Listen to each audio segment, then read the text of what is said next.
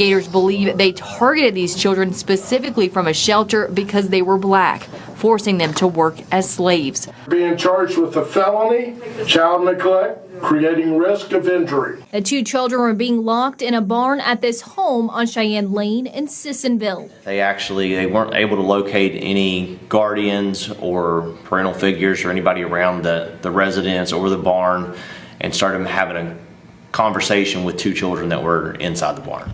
Deputies eventually forced their way into the barn, where they said they found a 16-year-old girl and 14-year-old boy inside a 20 by 14-foot room. Investigators say the teens had no way to get out of the shed, with no running water, no bathroom. The girl told deputies their parents had brought them food around 6 o'clock that morning, but said her and her brother weren't allowed in the house and were locked in the barn for long periods every day. Eyewitness News spoke to neighbors who were afraid to go on camera, but claim multiple families called police about the children's safety several times, and they are thankful they are now safe. Well, I mean, it's a pretty bad case. I mean, it's you know, in any type of situation like this, it's not really comparable. A horrific condition, like, it's just not how you want or how you would even expect children to be raised or being taken care of. Lantz and Whitefeather eventually showed up at the home. They're now charged with child neglect, creating substantial risk of injury. The mother admitted the children were left in the shed,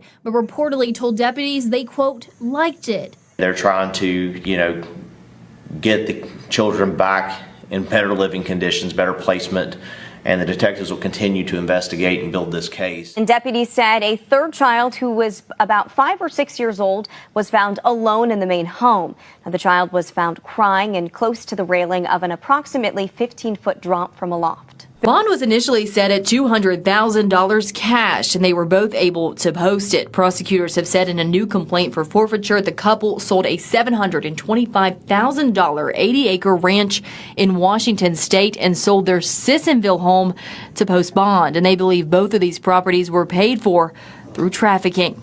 That will be decided in a separate court matter, but because of this, prosecutors say they found discrepancies in the financial affidavit Lantz filled out for a court-appointed attorney, leading to a new charge on his indictment.